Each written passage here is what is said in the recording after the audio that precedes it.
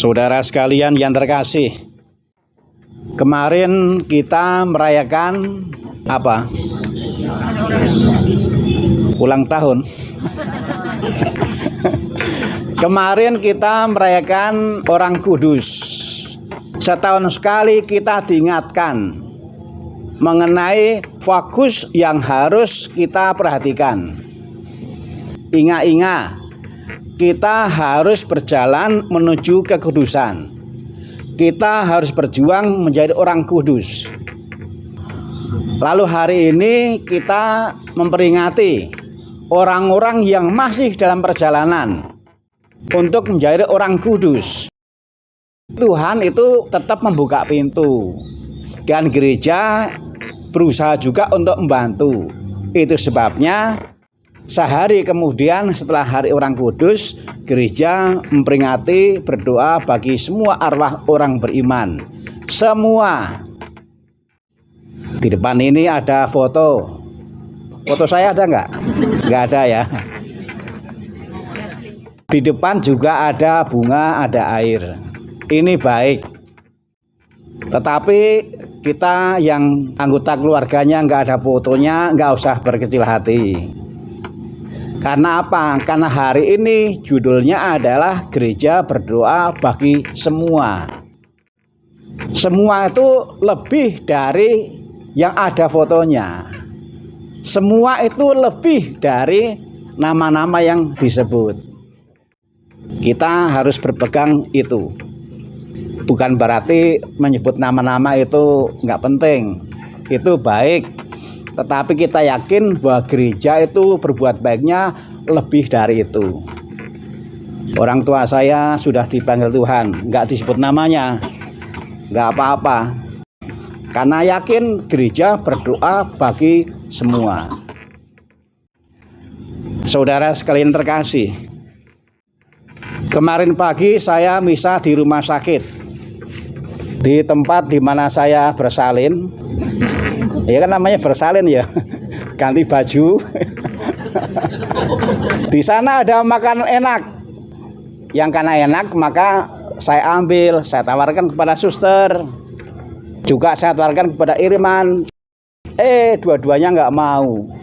Enak ditawari kok nggak mau. Mau saya bawa pulang malu karena nggak diberikan. Tuhan itu menghargai kebebasan. Dan kebebasan itu menjadi kesempatan membuktikan mengenai kualitas sikap kita. Gak apa-apa, suster dan Irman kemarin tidak menerima tawaran berupa makanan. Lagi pula yang saya tawarkan juga bukan makanan saya. Kita harus menyadari bahwa begitu besar kasih Allah akan dunia, sehingga Allah berkenan mengirim putranya yang tunggal, Yesus Kristus, turun menjadi orang yang paling hina karena lahirnya di tempat yang sangat hina, dan matinya pun juga secara hina karena matinya itu seperti yang ada di kiri kanan penjahat. Yang ada di kiri kanan Yesus mati, disalib, bukan karena jalannya lambat lalu disalib, bukan, tapi disalib sebagai hukuman atas kejahatannya. Yesus tidak jahat, tetapi Yesus mau mengalami seperti orang yang ada di sebelah kiri kanan. Wujudnya sama. Ada tiga sosok yang sama-sama disalib, tapi penyebabnya berbeda. Yang di kiri dan kanan Yesus disalib sebagai hukuman atas kejahatannya. Kalau Yesus disalib sebagai kesungguhan mencintai, menyelamatkan. Karena saya mau menyelamatkan, karena saya mau menebus, maka meskipun saya nggak jahat, nggak apa-apa. Saya rela harus menanggung seperti yang ditanggung oleh yang di kanan saya dan kiri saya. Seperti yang ditanggung para penjahat. Kita bisa merenungkan. Inilah besarnya kasih Allah yang juga didukung oleh Yesus sampai seperti ini. Dan Allah yang kasihnya seperti ini sebenarnya juga kita renungkan ketika kita menjalani bulan Rosario. Ada yang paham, ada yang tidak paham tentang makna doa rosario.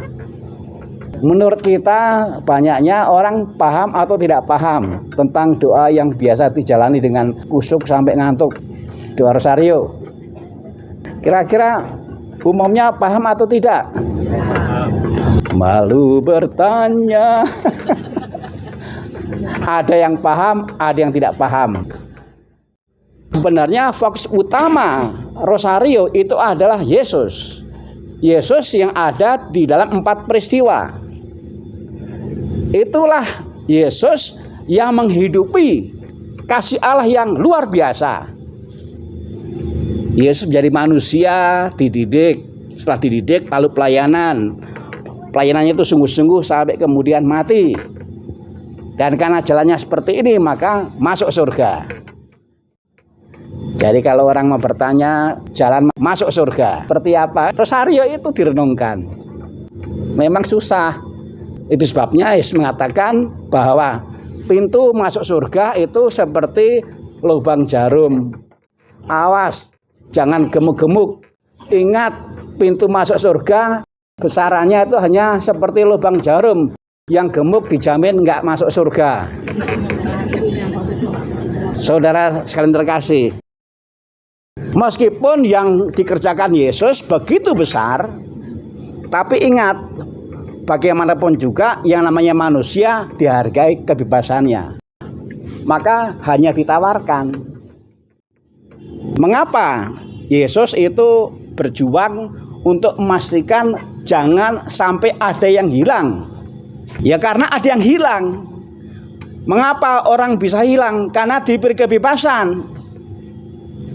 Meskipun tawaran yang diberikan oleh Tuhan Yesus itu ada keselamatan, tapi kan masanya nggak semua orang mau. Ada juga kehelak, nanti dulu. Padahal sekali lagi kebahagiaan yang sejati nggak ada cara lain. Hanya satu caranya, harus menerima dengan rela apa yang ditawarkan oleh Yesus. Mau selamat, ini jalannya, ikuti saya.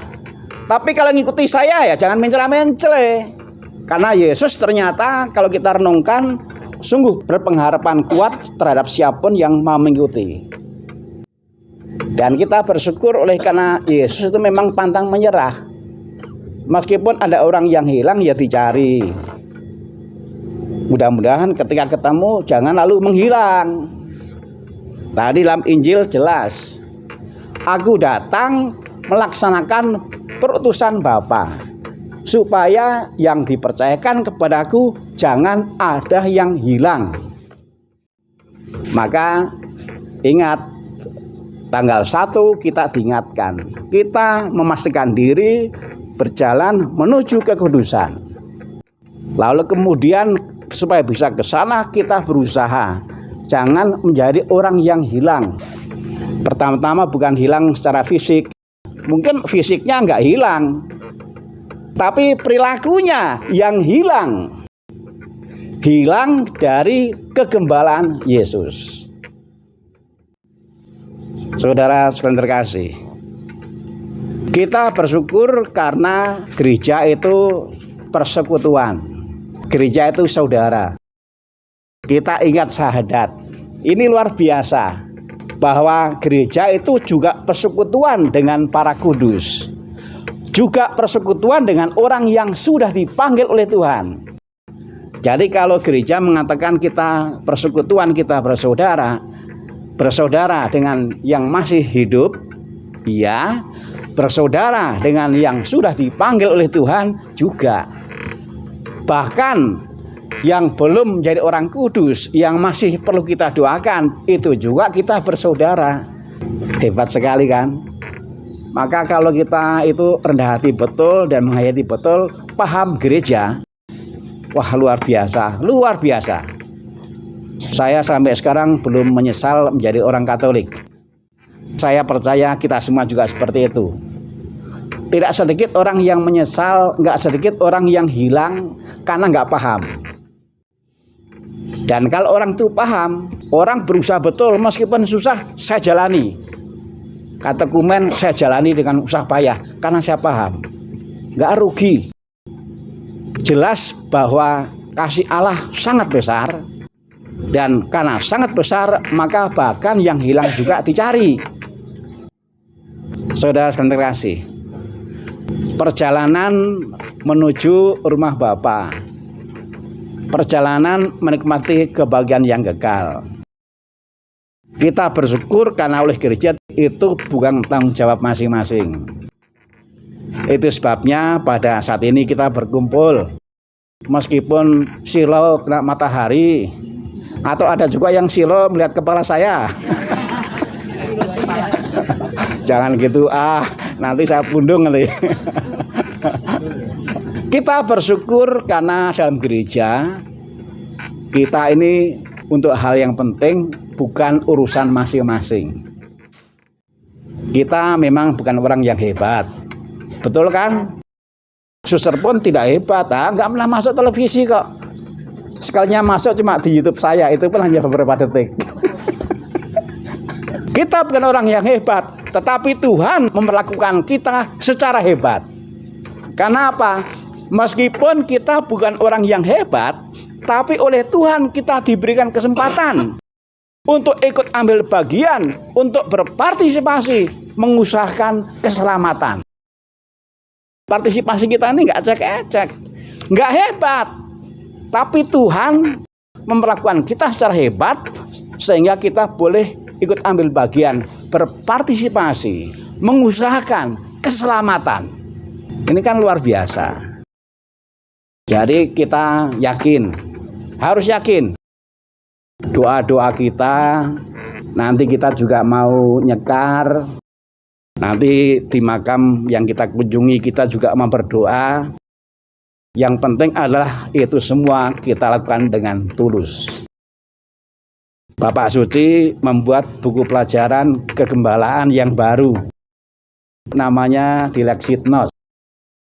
Di buku yang dibuat oleh Bapak Suci itu gambarnya itu hati kudus Yesus, bukan gambarnya suster atau gambarnya saya. Gambarnya hati kudus Yesus. Bapak Suci sedang memberi pelajaran tentang pentingnya hati itu dibina. Mengapa? Karena Yesus sendiri memperhatikan soal hati begitu besar. Kita berusaha berbuat baik bagi keselamatan yang sudah dipanggil Tuhan, tetapi tidak hanya dengan fisik, tetapi juga dengan hati. Fasilitas fisiknya terbatas, nggak apa-apa, tapi semoga hatinya nggak terbatas. Mungkin yang kita kerjakan kecil, nggak apa-apa, yang penting dengan cinta, dengan hati yang besar. Justru kalau kita merenungkan, yang banyak menentukan kualitas perbuatan kita bukan yang nampak, tapi yang tidak nampak, yang dihayati. Jadi kita percaya semua jangan ada yang berkecil hati. Pertama, kita percaya bahwa kita ini bersama gereja sedang berdoa bagi semua arwah orang beriman. Kalau tadi ada yang tidak disebutkan karena dibatasi ya, hanya setahun atau seminggu? Setahun. Nggak apa-apa. Pembatasan nggak salah, karena kalau disebutkan bisa seminggu. Tapi kita yakin, kita ini bersama gereja berpartisipasi mengusahakan keselamatan bagi semua. Lalu yang kedua, yang kita lakukan itu meskipun juga tidak hebat, tapi percayalah, bagaimanapun juga itu bermanfaat untuk keselamatan. Nah, mudah-mudahan saling membantu mengusahakan keselamatan tidak hanya tertuju pada yang sudah meninggal. Kita ini kan kandidat yang juga akan meninggal. Nanti nomor 1 siapa yang mau meninggal? Saya orangnya sabar, kalau mau duluan silahkan.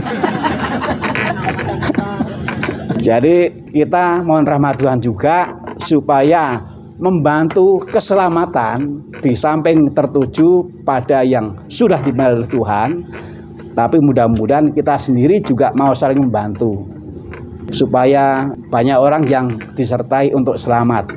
Selamat imannya, selamat perkawinannya, selamat mendidik anaknya, selamat makannya, dan seterusnya. Ada yang sudah mulai kepanasan, khotbahnya cukup saja ya. Tuhan memberkati.